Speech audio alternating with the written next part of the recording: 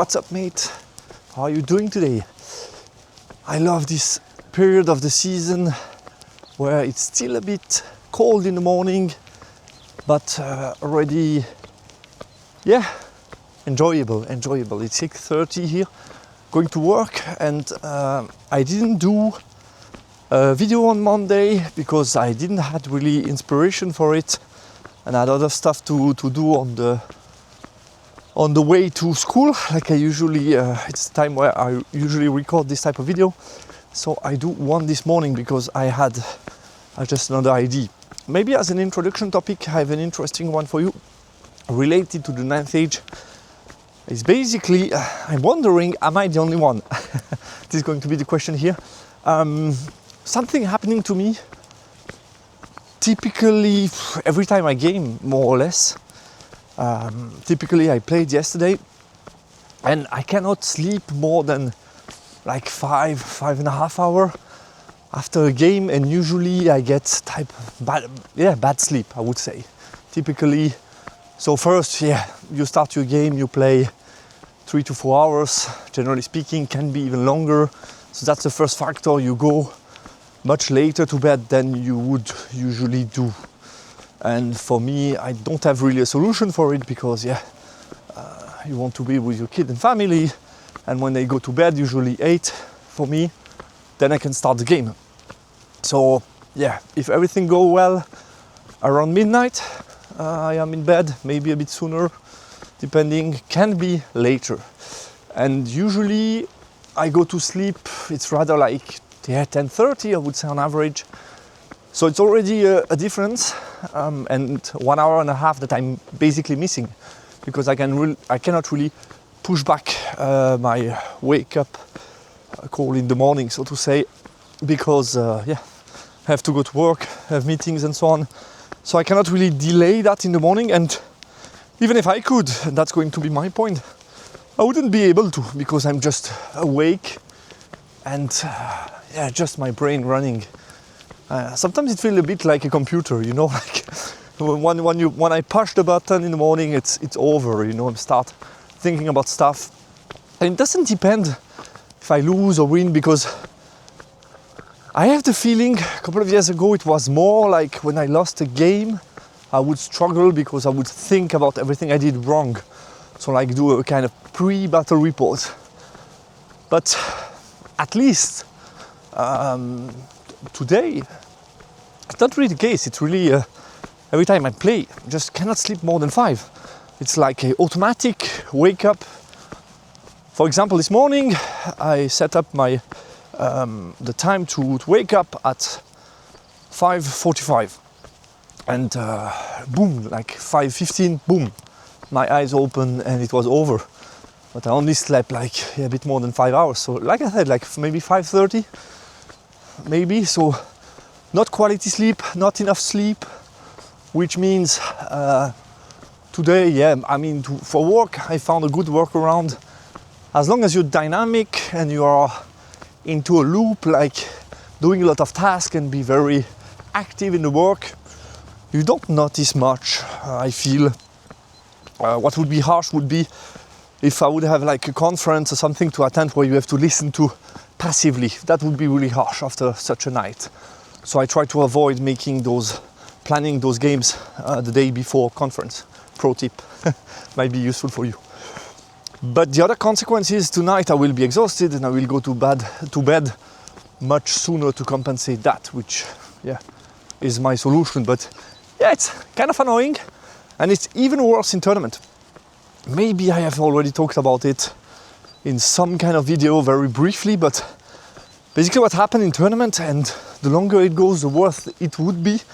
And I think that's one of the reasons why I wouldn't be able to do ESC and then ETC. Let me explain. First one, when I go to a tournament, the day before is totally fine. I'm not really stressed before tournament.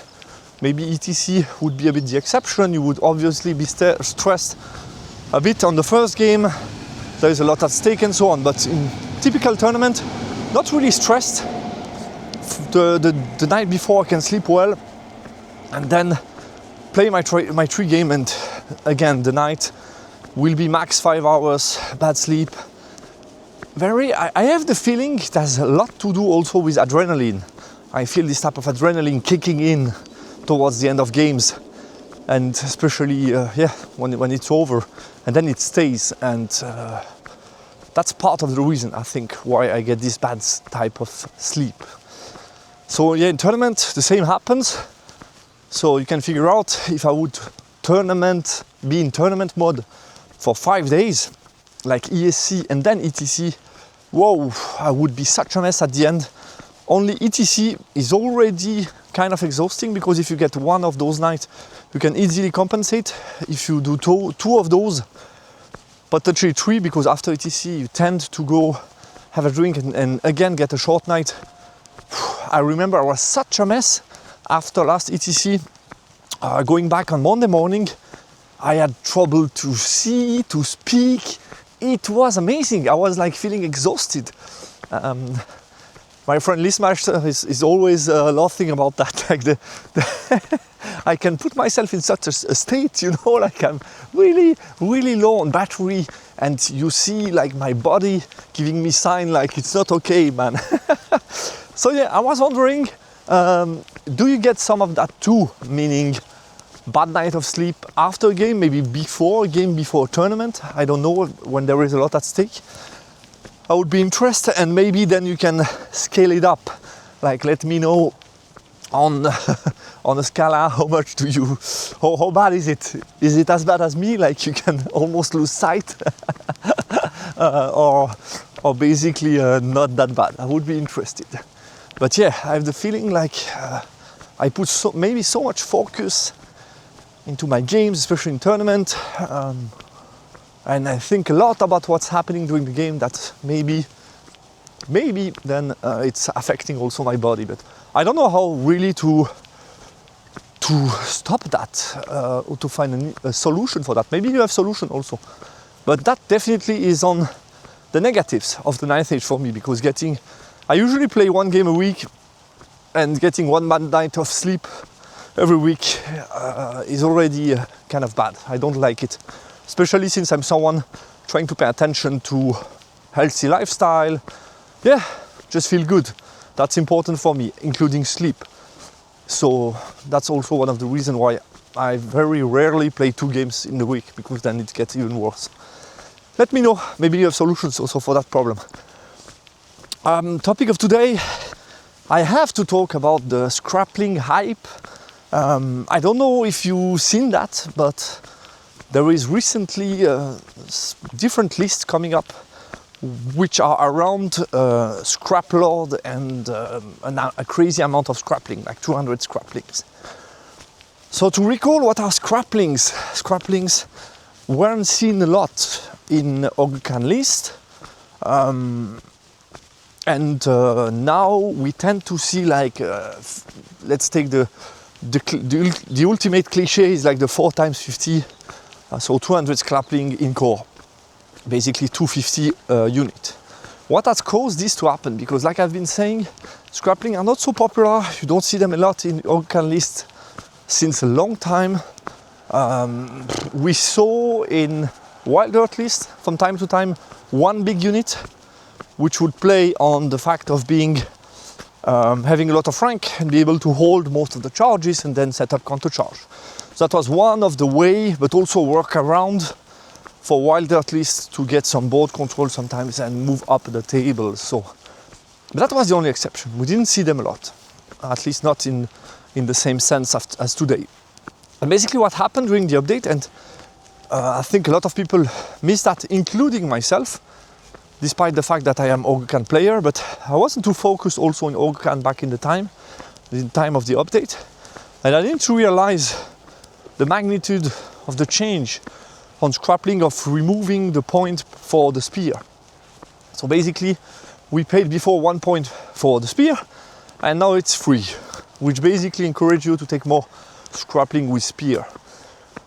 But basically, that's if you take into account fielding like now 4x50 scraplings, that's 200 points, cheaper than before. Starts to get very interesting. And then they put if I recall correctly, in addition to that, like a -10 on the base cost, which is not as significant, but all of that combined, you are looking at 240 cheaper than before for 4 units of scraplings. So that's a significant decrease. But let's not forget what are scrapling about. I mean, they have no armor save, they have strength 2, weapon skill 2, resilience 3. So yeah, you are looking at proper cannon food. Really, I mean, they will die very quickly. So I don't find that too confusing. People have been also asking me, do you think it's similar than the peasants list that was popular almost, yeah, maybe like 8 or 9 years ago, including myself playing them. I've brought those peasants at ETC. I said no. You know why? Because the peasants, for me, the issue with the peasants was the fact that we were talking about Kingdom of Aquitaine, so the knights book fielding no knights. So that was a huge no-go for me in the sense of the flavor of the book. I was no Kingdom of Aquitaine player and I just played them a couple of months, but yeah, sure, it felt wrong in the sense of shouldn't be the main design of the book to field a full infantry-based army. Should be a healthy mix. And I mean, in those type of new Ogukan lists with the 200 scraplings, doesn't feel that bad. Actually, you have those cheap scrapling that they send to battle, and then you have next to them still quite a lot of beefy ogre. So yeah, still it changed a bit. Obviously, the balance might have been a bit different, like with still like a big unit of tribesmen and then or multiple mid-size units, and then those scrapling next to them. I think that was maybe more what was intended from the book designer, like to bring like 1 or 2 big units, not maybe 4. But yeah, obviously, once you change them, it's very hard to get the right balance. Will that be too strong? That's the main question of today. I'm currently testing them, although I felt really good with my Infernal Dwarfs. I felt I have a good list, almost ready for ETC, so to say. I know the matchups, but it feels very refreshing for me to test something new. And it's exactly the same I had last year. Last year, the Immortal gun line came out more or less, yeah, a bit sooner than now, but maybe like in March or April. We had the Immortal gun line coming out from France. Somebody in France thought about that. And then we were multiple to jump on board and try that out and feel, wow, it's strong. And it's basically more or less the same happening with me. I saw those lists. You have multiple very established players, including number 1 Scrub. You have also Arthur from Belgium, so very good players who brought that to life with multiple list concept. So obviously I have to look at it as an Ogukan player to see basically, is it better? Is it a better choice for me for ETC in comparison to Infernal Dwarfs? What I like is it ticks the Season Pack 2 boxes in the sense of having a lot of resources, having a lot of scoring unit, having mobility. So all of that combined makes it viable in terms of Season Pack 2. Probably more than Infernal Dwarfs, let's be honest. That's my only complaint, only issue with Infernal Dwarfs. They are not very compatible with Season Pack 2, or not very good at Season Pack 2 in the sense, or maybe also due to the meta, that you have a lot of armies with a lot of resources and bodies and movement. I tend to struggle with Infernal Dwarfs on primaries. That's a conclusion I've made, and it's not new. It was already the case since ETC last year, more or less. So Season Pack 1 was already pushing that trend to make harder, at least for my type of Infernal Dwarfs list. I'm not speaking for everybody, because there are players playing full combat and so on, which might be much different. You know the type of list that I play, that I like to play. You know what I think are the strengths of Infernal Dwarfs, and that's why I'm bringing this type of list, because I think they are the best for the book. But yeah, that's basically what I'm thinking about right now. So we will see, but I feel Infernal Dwarfs, my type of list, has been struggling even more on primary on Season Pack 2 than Season Pack 1. And I even made the assumption that actually the Immortal gun line was not that broken, in the sense that it would have struggled even more on primary under Season Pack 2. And that's a conclusion that I made towards Interregio, French Interregio, when I talk about my struggle for primary.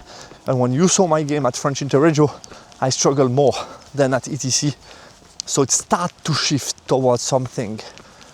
So yeah, basically that's a little bit my thought process at the moment. I still think in front of us is very valid and viable choice. So for me it's very open at the moment, but at least it's very refreshing to play something different for a while, to have a look at this new concept. I'm happy also to see Ogercan back, potentially closer to the top, because I feel they struggle a bit last couple of years. They were always decent, but maybe a bit lower than average, and it's nice to see them potentially back with a concept that could be very strong. So we will see how that evolves. If this is just a hipster concept, and that's my question mark, or an OP list. So I think the upcoming months will tell us that, and then we will see who is bringing that at ETC. And what's interesting is that you can have a lot of different concepts. Back in the day with peasants, we had really a very specific list with very little change that you could do. With the scraplings, I mean, it's just 1,000 point in core. What you field with the 3,000 point left is up to you. So you can have very different lists, which is already something that makes me find less problematic the scrapling concept, because I think we still might see some variety in the list, and it's actually not that problematic, and I don't think that a unit with strength 2 will be broken. So yeah, that's about it. Let me know what you think. Do you find it refreshing, problematic, and so on? Have you have a look at it? Do you see any other list at the moment that I should have a look at to talk about it also in the sense of, yeah, post-update?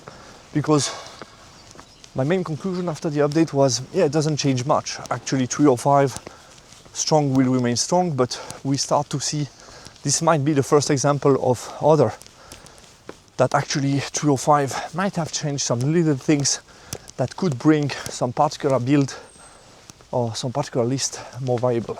Anyway, let me know what you think about it. Wish you a good day. Goodbye.